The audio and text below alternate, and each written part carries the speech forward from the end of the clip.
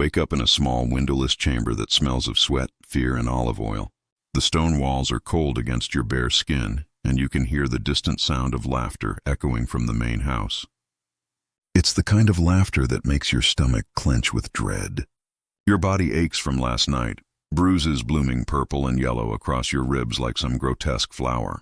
The iron shackle around your ankle has rubbed the skin raw, and dried blood flakes off when you move. Footsteps approach, heavy sandals on marble. You know that sound. It's the overseer, coming to prepare you for another day of what they call service. Your hands shake as you reach for the thin tunic crumpled in the corner. You're 15 years old, though you've stopped counting birthdays since they brought you here. Time moves differently when you're property. The door scrapes open, metal against stone, and harsh sunlight streams in. You squint, raising a trembling hand to shield your eyes. The overseer's silhouette fills the doorway, a mountain of muscle and scars. His face is a map of cruelty, carved by years of breaking young spirits. "Clean yourself," he growls, tossing a damp cloth at your feet. "The master has guests arriving tonight. Important guests." His eyes rake over your body with the cold calculation of a horse trader. "You're going to help entertain them." Your throat constricts. You know what that means. You've known since the first night they dragged you, kicking and screaming, from your village. Since they told you that your family's debts had been paid in the only currency they had left, you. This was the reality for countless young men in ancient Greece, not the sanitized version taught in schools, where philosophy and democracy shine bright enough to blind us to the shadows. Behind the marble columns and intellectual discourse, behind the symposiums and political debates, existed a system that consumed the vulnerable and discarded their humanity like broken pottery. Before diving into these forgotten stories of survival and suffering, if you enjoy learning about the hidden truths of history, consider hitting that like button and subscribing for more content like this. Please comment below to let me know where you're listening from. I find it incredible that we're exploring these ancient stories together from different parts of the world, connected across time and space by our shared curiosity about the past. The selection process began long before you understood what was happening. Perhaps your family owed money to a wealthy landowner. Perhaps raiders swept through your village during one of the endless wars that plagued the Greek world. Perhaps you were simply born beautiful in a world that saw beauty as a commodity to be harvested and sold. In the rural villages scattered across the Greek countryside, families lived on the knife's edge of survival. A bad harvest, an injury to the father, or a death in the family could push a household into debt. When the creditors came calling, they weren't interested in empty promises or future earnings. They wanted payment in flesh. Picture a small farming community nestled in a valley between olive groves. The houses are simple, mud, brick, and thatch, with dirt floors and single rooms where entire families sleep together for warmth. Children run naked between the houses, their laughter mixing with the bleating of goats and the distant sound of women grinding grain. It's a harsh life, but it's life nonetheless. Then comes the drought. Week after week, the merciless sun beats down on withered crops. The olive trees, ancient and gnarled, produce only shriveled fruit. The barley fields turn brown and brittle. Wells that have sustained the village for generations begin to run dry. Families begin to make choices no parent should ever make. First, they sell their livestock, the goats and sheep that represent their only wealth. Then comes the jewelry, the few precious items passed down through generations. When those are gone, they start looking at their children with different eyes. The slave merchants arrive like vultures sensing carrion. They set up in the village center, their chains and ropes coiled like metal serpents, their ledgers filled with names and prices. They offer immediate payment for long-term contracts, 20 years of service for enough silver to keep a family fed through winter. It sounds reasonable, even generous, when your children are literally starving, but you're 12 years old. You don't understand the mathematics of desperation. You only know that your father won't meet your eyes as he negotiates your price, that your mother turns away when the merchant examines your teeth like you're a horse. You feel the rough hands checking your muscles, evaluating your potential. You hear words like promising, good breeding, and suitable for household service. But you don't understand what they mean, not yet. The merchant counts out silver coins into your father's palm. The metal catches the sunlight, each piece representing a year of your life. Your father's hands shake as he takes the money, but he takes it nonetheless. Your mother covers her face and weeps, but she doesn't stop the transaction. They tell you it's temporary, that you'll earn money and return home a man. wealthy enough to buy your own land, maybe even take a wife. They promise you'll be treated well, that you'll learn valuable skills, that this is an opportunity for advancement. The lies fall from their lips like honey from a broken comb, sweet but poisonous. The journey to the city is a nightmare of chained necks and blistered feet. You're part of a human caravan now, dozens of boys and young men linked together by iron and despair. The older ones don't talk much. They've learned that hope is just another word for future disappointment.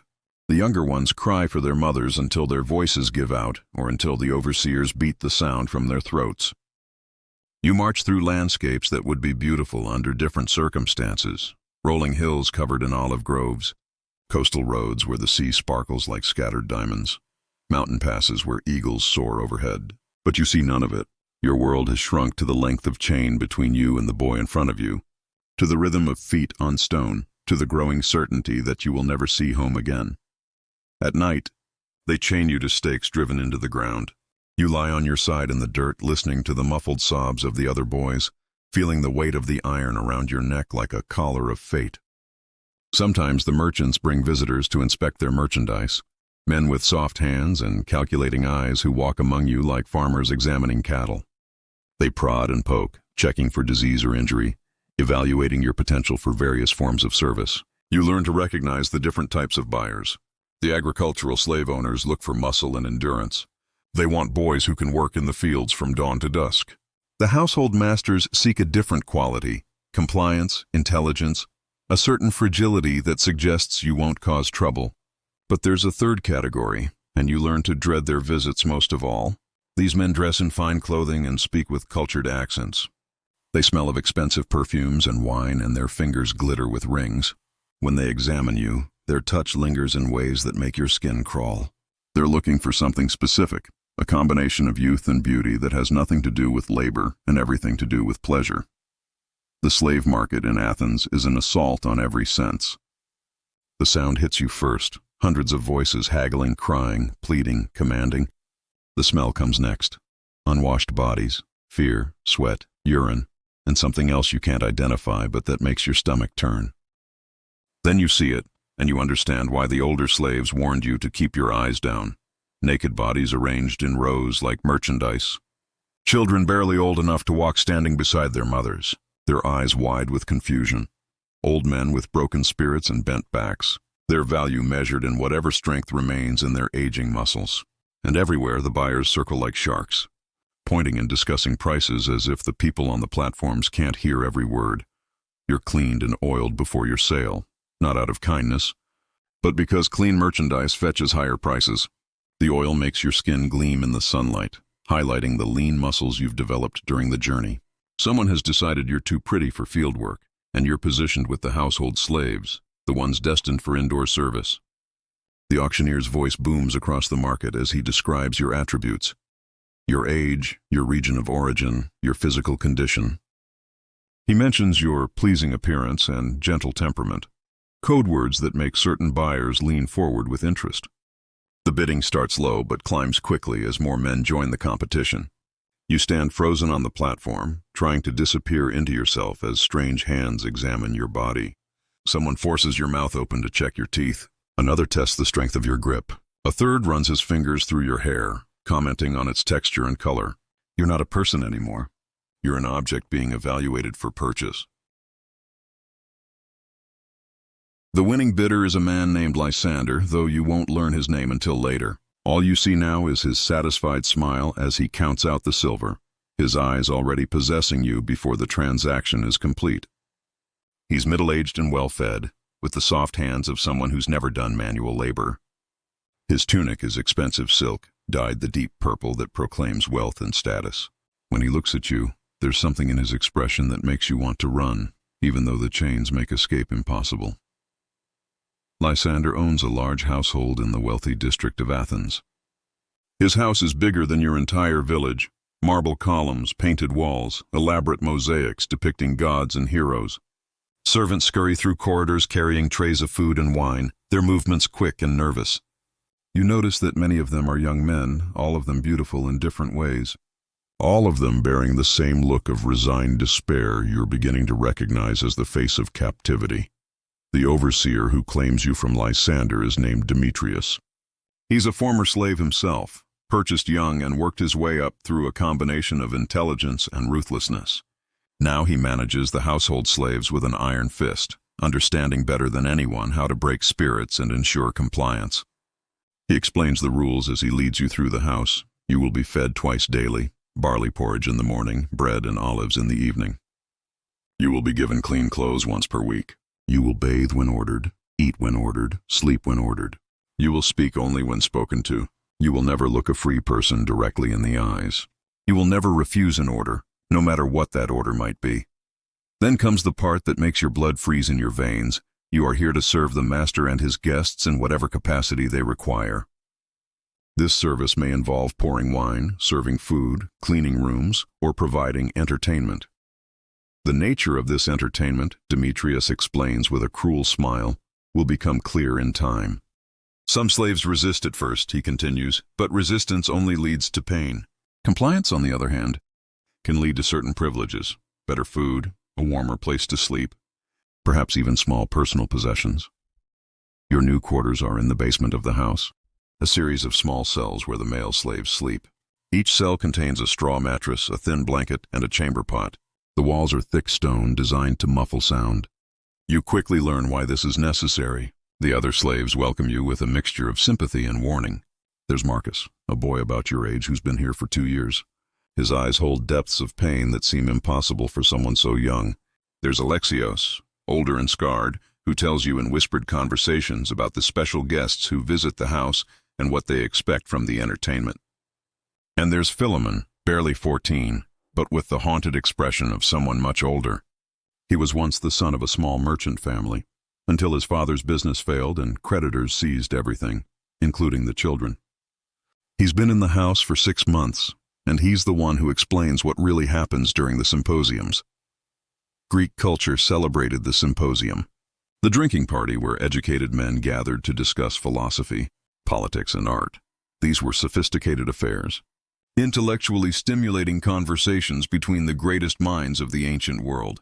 At least, that's how they're remembered. The reality was often very different, especially when the wine flowed freely and the guests demanded more intimate entertainment. The slaves were expected to serve not just food and drink, but themselves. The philosophers who debated the nature of virtue and justice by day had no qualms about using young slaves for their pleasure by night.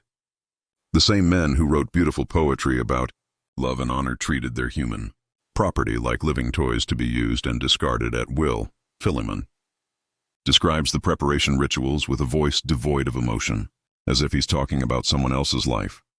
The slaves are bathed and oiled, their bodies made smooth and gleaming. They're given special tunics, thin fabric that clings to their forms, designed more to entice than to clothe. Sometimes they're given jewelry, golden bracelets or necklaces that mark them as ornamental rather than utilitarian. The symposium begins formally enough. The guests recline on couches arranged around the room, discussing the topics of the day, while slaves pour wine and present elaborate dishes. The conversation might touch on the nature of democracy, the philosophy of Socrates, or the latest military campaigns. These are educated, cultured men who pride themselves on their intellectual sophistication. But as the evening progresses and the wine takes effect, the tone shifts. Philosophical discussions give way to cruder entertainment. Stories become bawdy jokes. Intellectual debates devolve into boastful competition, and the slaves, who have been serving silently around the edges of the room, suddenly find themselves the center of attention. It starts with small requests. Pour wine for this guest, massage the shoulders of that one, feed grapes to the man on the corner couch. Each task seems innocent enough, but you learn to read the signs. The way conversations quiet when you approach. The lingering touches that have nothing to do with serving wine. The way certain guests watch your movements with predatory interest. The first time you're selected for special service, you're too naive to understand what's happening. A guest, a man old enough to be your grandfather, requests that you join him on his couch. He wants you to share his wine, he says, to discuss your homeland, to tell him about your family. His questions seem friendly at first. Where are you from? Do you miss your home? Are you being treated well? His hand rests on your shoulder as he talks, then slowly moves to your back, then lower. You try to move away, but his grip tightens. Other guests are watching now, their conversations fading as they focus on the entertainment. What happens next is burned into your memory with the clarity that only trauma can provide. The way your protests are ignored, how your struggles are met with laughter from the other guests, the feeling of helplessness as hands hold you down, as clothing is torn away, as your childhood ends in the most brutal way possible. Afterward, you lie in your cell and stare at the stone ceiling, trying to understand how the world could contain such cruelty. Your body aches, but the emotional wounds cut deeper. You're not even a person anymore. You're a thing to be used and discarded, a source of entertainment for men who write poetry about the beauty of the human soul. But this is only the beginning. Over the following months, you learn that what happened that first night was considered mild by the standards of the house. Some guests have specific preferences, particular cruelties they enjoy inflicting. Others compete to see who can break a slave's spirit most completely. The overseer encourages this behavior, knowing that broken slaves are compliant slaves. You discover that the household operates on a complex hierarchy of abuse. The newest slaves bear the worst treatment, serving as fresh meat for the guests' appetites. Those who survive long enough might be promoted to different roles, personal servants to less violent masters or kitchen workers who rarely interact with guests directly. But promotion requires more than just survival. It requires a complete surrender of dignity, a willingness to participate in your own dehumanization. Some slaves try to resist. Marcus attempted to escape during his first month, only to be recaptured and beaten so severely that he walked with a limp for weeks afterward. Alexios once refused a particularly degrading order and spent 3 days chained in the courtyard without food or water, exposed to the elements as an example to the others. But resistance, you learn, takes many forms. Some slaves retreat so deeply into themselves that they become like walking corpses, present in body but absent in spirit. Others develop a kind of desperate cunning, learning to anticipate their master's moods and avoid the worst punishments through careful observation and submission. And a few, the lucky ones, simply die, whether from disease, injury, or sheer despair. Death becomes a form of liberation. You've seen slaves simply stop eating, stop responding to orders, stop caring whether they live or die. The overseers usually replace them quickly. There's always a fresh supply of young bodies available at the slave markets. The psychological techniques used to break slaves are as sophisticated as they are cruel. Isolation is one of the most effective weapons. You're cut off from everyone you've ever known, surrounded by people who are as powerless as you are. The other slaves can offer sympathy, but they can't provide protection or hope. Unpredictability is another tool. You never know when you'll be summoned, what will be required of you, or how severe the punishment might be for the smallest mistake. This constant uncertainty creates a state of chronic fear that wears down resistance more effectively than any physical torture. But perhaps the most insidious technique is the destruction of identity. They take away your name and give you another, something that sounds more exotic or pleasing to Greek ears. They forbid you from speaking your native language or practicing your family's customs. They dress you in their clothes, feed you their food, force you to worship their gods. Slowly, systematically, they erase everything that made you who you were. The guests who visit the house represent the cream of Athenian society: wealthy merchants, government officials, renowned philosophers, celebrated artists, men whose names are recorded in history as great contributors to human civilization. Yet here, in the privacy of Lysander's dining room, they shed their public personas and reveal appetites that would shock their admirers. There's Dionysios, a respected politician known for his speeches about justice and civic virtue. In public, he champions the rights of citizens and speaks eloquently about the moral foundations of society. In private, he delights in humiliating young slaves, forcing them to perform degrading acts while he quotes passages from Homer. Then there's Cleomenes, a wealthy merchant who funds public works and is praised for his generosity to the poor. His charitable reputation masks a taste for violence that leaves slaves scarred and broken. He views his cruelty as a form of education, claiming that pain teaches valuable lessons about the natural order of society. Most disturbing of all is Sophist, a philosopher who writes treatises on ethics and the nature of the good life. His public teachings emphasize the importance of virtue, self-control, and respect for the divine order. But when wine loosens his tongue and darkens his heart, he becomes a monster, who justifies every cruelty with elaborate philosophical arguments. These men don't see their behavior as contradictory.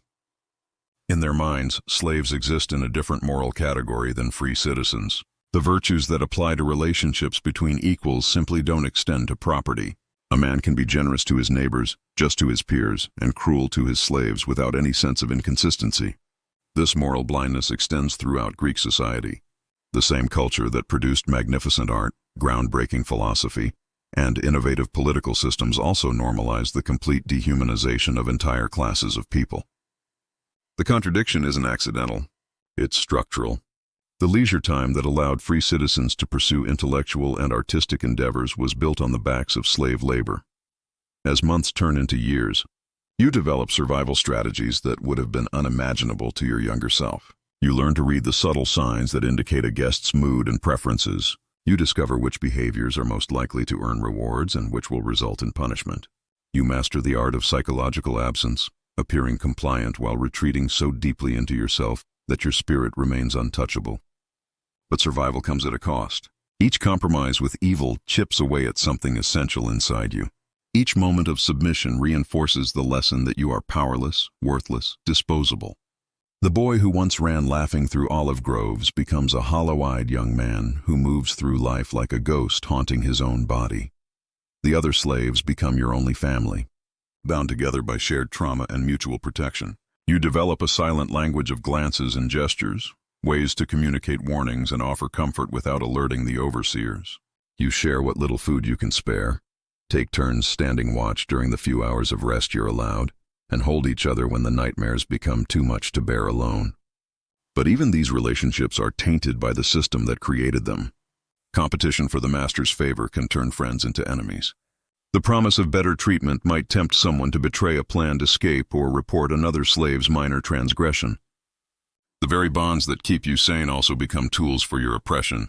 Some nights, lying on your straw mattress in the darkness, you try to remember your mother's face. But the image grows fainter with each passing month, replaced by the faces of your tormentors. You try to recall the sound of your father's voice, but it's drowned out by the laughter of guests and the cries of other slaves. Your past becomes as distant as a half-remembered dream, while your present nightmare stretches endlessly toward an unimaginable future. The physical abuse is constant and varied. Some guests prefer their entertainment to be subtle, psychological domination that leaves no visible marks but carves deep wounds in the spirit. Others are more direct, using fists, whips, and heated metal to inscribe their ownership on slave bodies. Still others take pleasure in elaborate tortures that combine physical pain with sexual humiliation in ways that defy description. But it's the casual nature of the cruelty that proves most devastating. A guest might pause in the middle of a philosophical discussion to strike a slave for no reason other than boredom. Another might interrupt his recitation of poetry to demand increasingly degrading acts from the evening's entertainment. The violence isn't passionate or personal. It's as routine as pouring wine or lighting lamps. The slaves learn to treat their own bodies as foreign objects, things that happen to house their consciousness but don't really belong to them. You develop the ability to float above yourself during the worst moments, to observe your own suffering with a kind of detached curiosity. It's a survival mechanism, but it comes with its own price, a growing disconnection from your own humanity that mirrors the way your masters see you. As your second year in the house begins, you notice changes in yourself that go beyond the obvious physical scars.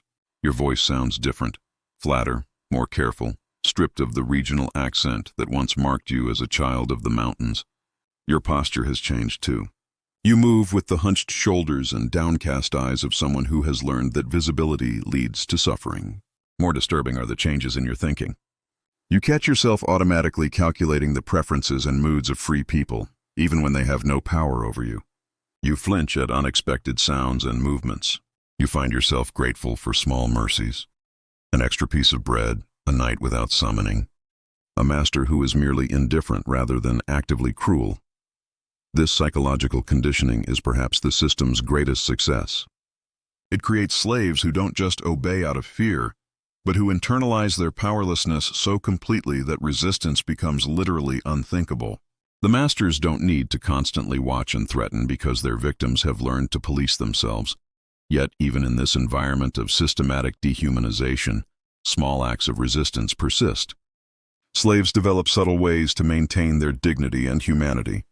They share stories of their homelands, keeping alive memories that their masters try to erase. They create art from scraps, tiny sculptures hidden in walls, songs hummed too quietly for overseers to hear, poems composed in languages their captors don't understand.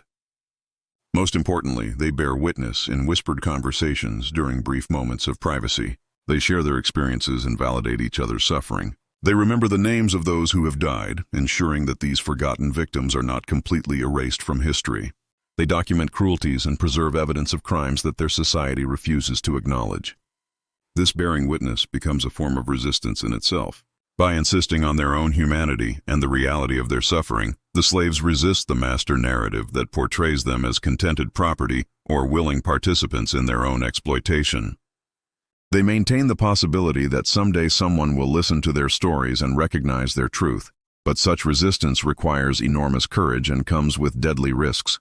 Slaves caught communicating in their native languages might have their tongues cut out. Those found sharing food or offering comfort to fellow slaves could be separated or sold to crueler masters. The very acts that preserve humanity also invite punishment designed to destroy it. The house itself becomes a character in this story, its marble halls echoing with the ghosts of countless victims, its decorated walls concealing chambers where unspeakable acts occur nightly. The beautiful mosaics and painted frescoes provide a grotesque contrast to the human misery they shelter. Art and horror coexist in the same space, reflecting the broader contradictions of a civilization built on others' suffering. In the third year, something breaks inside you that you didn't even know could break. It happens during a particularly elaborate symposium, one celebrating a military victory against a neighboring city-state. The guests are more numerous than usual, their celebration more intense, their demands more creative in their cruelty. You're brought before a group of young aristocrats, barely older than yourself, but already drunk on wine and inherited power. They've devised what they consider an amusing game, a contest to see who can elicit the most entertaining reactions from their human toys. They take turns issuing commands, each more humiliating than the last, while keeping score like children playing knucklebones. As you perform their degrading spectacle, something fundamental shifts in your perception. You stop seeing yourself as a person forced to endure terrible things and begin seeing yourself as exactly what they see, a thing that exists for their amusement. The last thread connecting you to the boy who once herded goats in mountain pastures finally snaps. This psychological death is almost a relief. Without hope or dignity to protect, there's no more pain in surrender. You become the perfect slave, anticipating needs before they're voiced, accepting any treatment without resistance, existing in a state of complete compliance that requires no thought or feeling. The overseers notice the change and reward it. You're given better clothes, more regular meals, and a cell with an actual window. Other slaves look at you with a mixture of envy and horror, recognizing what you've become and understanding the price you've paid for these minor comforts. But even in this state of psychological numbness, fragments of awareness persist. You observe the household's rhythms with the detached interest of someone watching a play. You notice patterns in the guests' behavior, cycles of violence and indulgence that follow predictable patterns. You begin to understand the economics of suffering that keep the system functioning. The house operates on a constant supply of fresh victims. Young slaves rarely last more than a few years before they're either broken beyond usefulness or aged beyond their master's preferences. Some die from disease or injury. Others are sold to gladiator schools or mining operations when their beauty fades. A few simply disappear one night, their fate unrecorded and unlamented. This turnover necessitates regular visits to the slave markets. You sometimes accompany Demetrius on these trips, serving as an example of what proper training can accomplish. The irony isn't lost on you. The broken boy who once stood trembling on the auction block now helps evaluate new merchandise for his master's collection. You watch the terror in young faces and feel nothing. When Demetrius asks your opinion on a particular boy's suitability, you offer technical assessments based on years of bitter experience. This one will resist too much and require breaking. That one is already too damaged to be worth the investment. The third shows promise for long-term service. The new slaves look at you with desperate hope, seeing in your survival some possibility of endurance. They don't understand that survival and living are very different things. They can't see that the person standing before them died years ago, leaving only a hollow shell programmed to serve.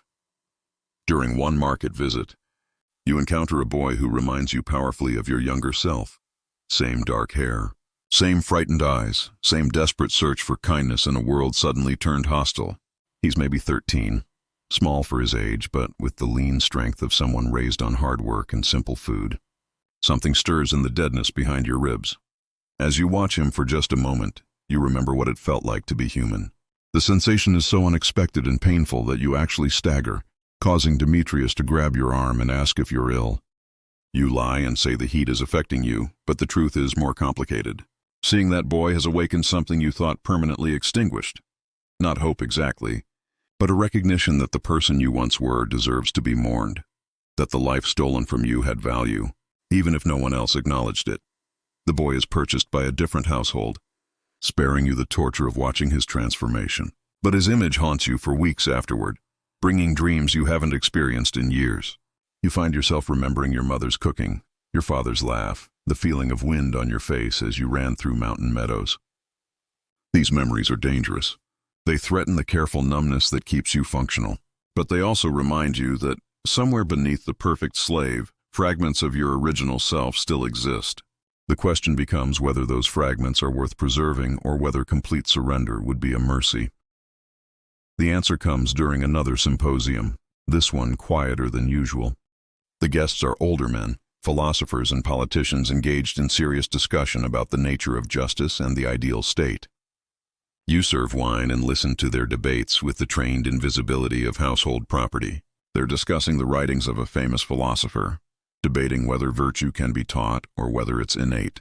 One guest argues that some people are naturally suited for slavery, born with inferior souls that make them incapable of self-governance. Another contends that environment shapes character, that even slaves might be capable of virtue under different circumstances. The irony is overwhelming. These men, who rape children and torture the helpless, are debating the nature of virtue, while you, their victim, stand silently holding their wine. They speak of justice while perpetrating the greatest injustices. They theorize about the ideal state while creating hell on earth for those under their power. But listening to their debate, you realize something important. Their philosophical sophistication doesn't excuse their cruelty. It makes it worse. They have the intellectual capacity to understand the wrongness of their actions, yet they choose evil anyway. They're not ignorant barbarians acting from instinct. They're educated monsters who have rationalized their monstrosities. This realization brings a strange kind of clarity. You understand now that the system isn't the result of ignorance or primitive thinking. It's the product of deliberate choices made by people who know better, but choose worse. The beautiful art, the philosophical discussions, the political innovations, none of these represent moral progress. They're just different forms of human expression that coexist comfortably with unlimited cruelty. Years pass in this state of clear-eyed despair. You perfect the art of invisible service, moving through the household like a ghost that occasionally assumes solid form when needed. You watch younger slaves arrive and break, observe the cycles of violence and exploitation that never change, witness the endless parade of respected citizens who shed their public masks in private. Some nights you stand at your small window and look up at the same stars you once watched from your family's roof. You wonder if your parents are still alive, whether they ever think of the son they sold to survive. You imagine your siblings grown up, perhaps with children of their own, telling stories about the brother who went away when they were young. But these thoughts no longer bring pain. They're more like distant music, beautiful but unrelated to your current existence. It's a form of meditation, this ability to hold memories without attachment. The end, when it comes, arrives without warning or drama. You're perhaps 25 now, though exact age has lost meaning in this place where time is measured in suffering rather than seasons. Your body shows the accumulated damage of years, of abuse, scars that never properly healed, joints that ache from old injuries, a persistent cough that suggests something wrong in your chest. More significantly, your usefulness is declining. The guests who once fought to claim your services now barely notice your presence. New slaves have arrived with fresh beauty and unbroken spirits, making your practiced compliance seem ordinary rather than exotic. You're becoming what every slave eventually becomes, invisible in a different way, overlooked rather than coveted. Demetrius calls you to his quarters one morning and explains that you're being sold to a mining operation in the mountains. It's presented as neither punishment nor reward, simply an economic decision. Your value as household entertainment has depreciated below the cost of maintenance, but you still have years of hard labor ahead of you. The mining camps are where slaves go to die slowly. Everyone knows this, including you. The work is backbreaking, the conditions lethal, the life expectancy measured in months rather than years. It's not execution exactly, but it's not survival either. You receive this news with the same emotional flatness that has characterized your existence for years. Death in the mines or death in the household, what difference does it make? You've been dead in every meaningful sense for so long that the cessation of biological function seems almost redundant. But as you prepare for transport, something unexpected happens. Marcus, the boy who arrived around the same time as you, approaches during your last night in the familiar cell. He somehow managed to survive and even thrive in his own way, earning a position as personal servant to Lysander's wife. The work is easier, the abuse less frequent, the food more regular. He presses something into your hand, a small piece of metal sharpened to a point. It's crude but effective, a tool that could open either locks or veins. He doesn't say anything, but his meaning is clear. You have choices about how your story ends. That night, you hold the metal shard and contemplate your options. You could try to escape, though the chances of success are virtually zero, and the punishments for failure would be excruciating. You could use it as a weapon against your captors, achieving a moment of revenge before inevitable death. Or you could turn it on yourself, choosing the timing and manner of your exit from this world. Each option has its appeal. Escape offers the fantasy of freedom, even if the reality would likely be brief recapture and tortured death. Violence would provide satisfaction, allowing you to inflict some fraction of the pain you've endured. Suicide would grant control, letting you choose dignity over degradation in your final moments. But as dawn approaches, you make a different choice. You hide the weapon where other slaves might find it, passing along the gift of options that Marcus gave you. Your story may be ending, but others are still being written. Perhaps one of them will find a different conclusion. The journey to the mines takes you through landscapes that spark forgotten memories. Mountain paths that remind you of childhood adventures, streams where you once caught fish with your bare hands, villages that could be your own, filled with families who might include your surviving relatives. You don't try to escape. The chains would make flight impossible, and the guards are experienced in preventing such attempts. Instead, you use the journey to say goodbye to the world you're leaving. You watch eagles soar overhead and remember when you dreamed of flying. You smell wildflowers and recall your mother's garden. You listen to the wind through pine trees and hear echoes of your father's voice. The mining camp is everything you expected and worse. Hundreds of slaves work in conditions that make household service seem luxurious. The tunnels are narrow and unstable, prone to collapse without warning. The air is thick with dust that tears at lungs and clouds vision. The quotas are impossible, designed to extract maximum labor before inevitable death. But even here, in this final circle of hell, you discover something remarkable. The slaves have created their own society, their own forms of resistance and mutual aid. They share food when possible, take turns supporting those too weak to work, and maintain elaborate networks of communication that span the entire operation. Most importantly, they remember. In whispered conversations during brief rest periods, they tell stories of their lives before captivity. They speak the names of loved ones, describe customs and traditions from dozens of different cultures, and preserve languages their captors have tried to eliminate. They bear witness to each other's humanity in ways that their masters never could. Your own story becomes part of this oral history. The boy from the mountain village who survived years in an Athenian household. The child who was sold to pay his family's debts and endured unimaginable abuse while maintaining fragments of his identity. The young man who chose to pass along hope even when he couldn't feel it himself. The end comes not with violence or drama, but with simple exhaustion. Your damaged lungs finally surrender to the constant assault of stone dust. Your weakened body gives out after one tunnel collapse too many. You die quietly in the darkness, surrounded by fellow slaves who promise to remember your name and carry your story forward. But this isn't really the end, because stories like yours have no true endings. They echo through generations, whispered in the shadows where power doesn't want to look. They remind us that behind every great civilization's achievements lie countless, unnamed victims whose suffering made those achievements possible. The classical world that we admire for its art, philosophy, and political innovations was built on a foundation of human misery so vast and systematic that it defies comprehension.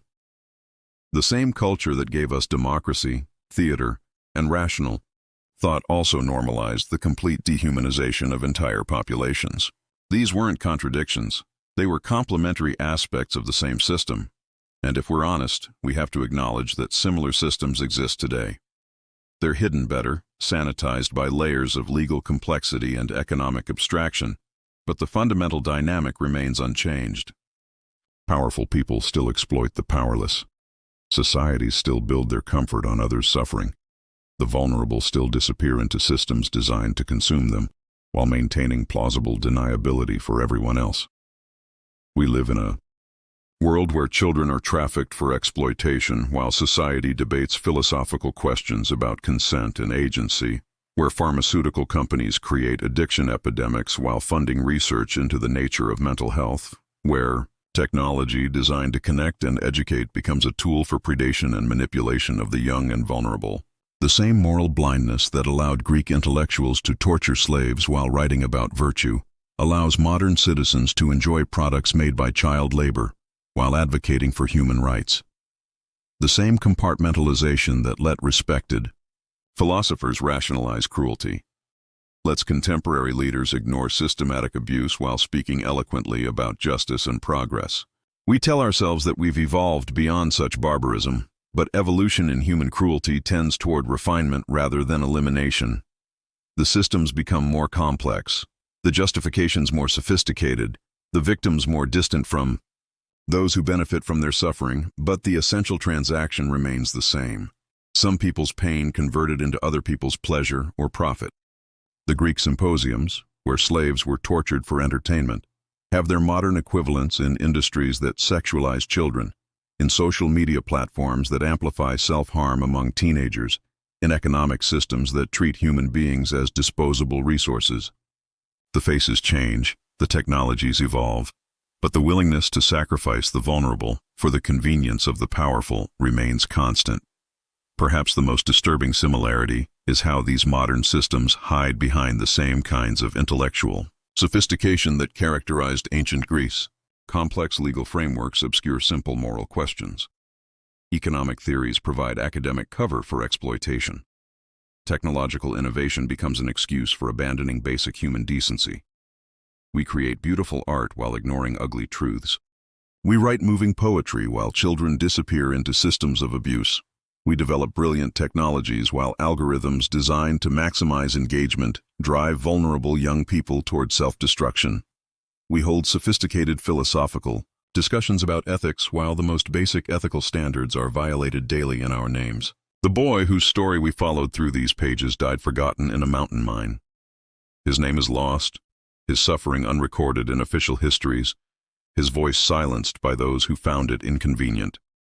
But his experience echoes through time in the voices of everyone who has ever been treated as less than human for someone else's benefit. Tonight, somewhere in the world, another child is being sold to pay a family's debts. Another young person is being broken by systems designed to exploit their vulnerability. Another victim is discovering that the civilization they thought was built on noble principles actually rests on foundations of carefully hidden cruelty.